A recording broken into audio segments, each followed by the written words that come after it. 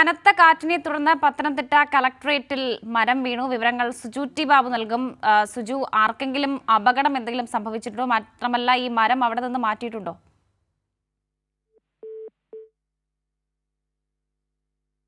മരം ഒടിഞ്ഞു വീണിരിക്കുകയാണ്. അല്പസമയത്തിനുള്ളിൽ ഫയർഫോഴ്സ് ഉദ്യോഗസ്ഥരെത്തി അത് മാറ്റുകയും ചെയ്യും. സേന എത്തിയിട്ടില്ല. വളരെ പ്രധാനപ്പെട്ട കാര്യം, ഈ മരം കടപുഴകി വീഴുമ്പോൾ ഈ സർക്കാർ ഓഫീസിനുള്ളിൽ ഉദ്യോഗസ്ഥരുണ്ടായിരുന്നു. ചില ആളുകൾ ഫയൽ നോക്കുന്നതിൻ്റെ തിരക്കിൽ തന്നെയായിരുന്നു എന്നതാണ് യാഥാർത്ഥ്യം. എന്തായാലും തലനാരിഴയ്ക്കാണ് വലിയൊരു അപകടം ഒഴിവായി കിട്ടിയിരിക്കുന്നത്. നമുക്ക് ദൃശ്യങ്ങൾ കാണുന്ന പോലെ ഈ മരം കടപുഴകി വീണ ആ കെട്ടിടത്തിൻ്റെ മേൽക്കൂര ആകെ തകർന്ന ഒരവസ്ഥയാണ്. ഉള്ളിലെ ഫയലിനൊക്കെ കേടുപാടുകളും പറ്റിയിട്ടുമുണ്ട്. പത്തനംതിട്ട ജില്ലയിൽ നിന്ന് പൊതുവെ ശക്തമായ കാറ്റാണ് വീശിയടിച്ചിരിക്കുന്നത്. റാന്നിയിൽ ഏതാണ്ട് 50ഓളം മരങ്ങളാണ് കൂട്ടത്തോടെ കടപുഴകി വീണത്. അതുപോലെ മലയാള കുമ്പഴയിലും ചില പ്രദേശങ്ങളിൽ മരങ്ങൾ കടപുഴകി വീഴുന്ന അവസ്ഥയുണ്ടായി. ഇത് പ്രധാനമായി ഈ ശക്തമായ മഴയ്ക്കൊപ്പം വീശുന്ന കാറ്റ് തന്നെയാണ് ജില്ലയിൽ വില്ലനായി മാറുന്നത്. 124ഓളം വീടാണ് ഇന്നലെ വരെ ഭാഗികമായി ജില്ലയിൽ തകർന്നത്.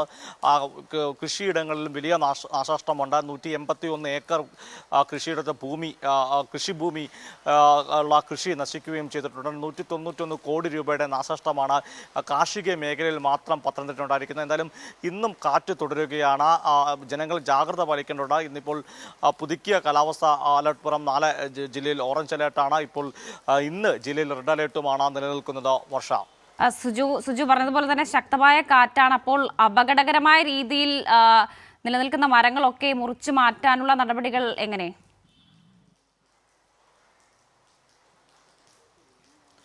തീർച്ചയായിട്ടും അത്തരം കാര്യങ്ങൾ ഇതിനോടകം തന്നെ ജില്ലാ ദുരന്ത നിവാരണ അതോറിറ്റി ചെയർമാൻ കൂടിയ കളക്ടർ ഉൾപ്പെടെയുള്ള ഒരു കാര്യത്തിൽ നിർദ്ദേശം നൽകിയിട്ടുണ്ട്.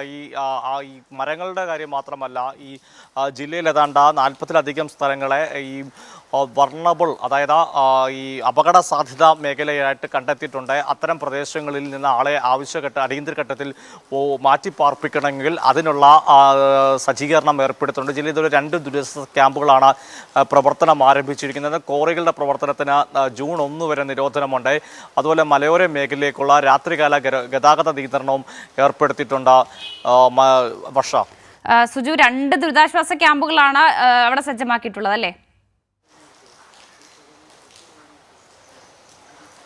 തീർച്ചയായും 2 ദുരിതാശ്വാസ ക്യാമ്പുകളാണ് സജ്ജമാക്കിയിട്ടിരിക്കുന്നതല്ല. വർഷം 2 ദുരിതാശ്വാസ ക്യാമ്പുകളുടെ പ്രവർത്തനം ഇതിനോടകം തന്നെ ആരംഭിച്ചിട്ടുണ്ടെന്നാണ് സൂചിപ്പിച്ചിരിക്കുന്നത്. മലയോര മേഖലയിൽ ശക്തമായ മഴ ഇപ്പോൾ ലഭിക്കുന്നുണ്ട്. അതുപോലെ അപ്പർ കുട്ടനാടൻ മേഖലയിലും മഴ തുടർന്നു കഴിഞ്ഞാൽ അതിനെ ഏറ്റവും അധികം ബാധിക്കുന്നത് വളരെ പെട്ടെന്ന് ബാധിക്കുന്ന അപ്പർ കുട്ടനാടൻ മേഖലകളിലായിരിക്കും എന്നതാണ് പ്രധാനപ്പെട്ട ഒരു കാര്യം. കാരണം ഈ മലയോര നാട്ടിൽ, അതായത് ഈ കിഴക്കൻ പ്രദേശത്തെ വെള്ളം ഉൾപ്പെടെ ഒലിച്ചെത്തുന്നത് ഈ അപ്പർ കുട്ടനാടൻ മേഖലയിലേക്ക് തന്നെയാണ് എന്നത് വളരെ പ്രധാനപ്പെട്ട കാര്യമാണ്. അതുകൊണ്ട് തന്നെ അത്തരം മേഖലയിൽ ശ്രദ്ധ പുലർത്തേണ്ടതുണ്ട്.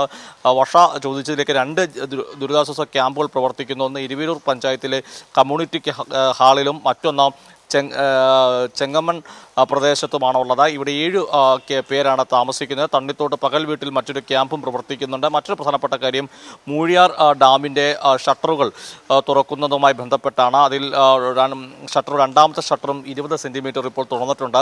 അതിനാൽ തന്നെ ആങ്ങമ്പുഴി, സീതത്തോട് എന്നിവിടങ്ങളിലെ നദികളിലെ ജലനിരപ്പ് ഉയരാൻ സാധ്യതയുമുണ്ട്.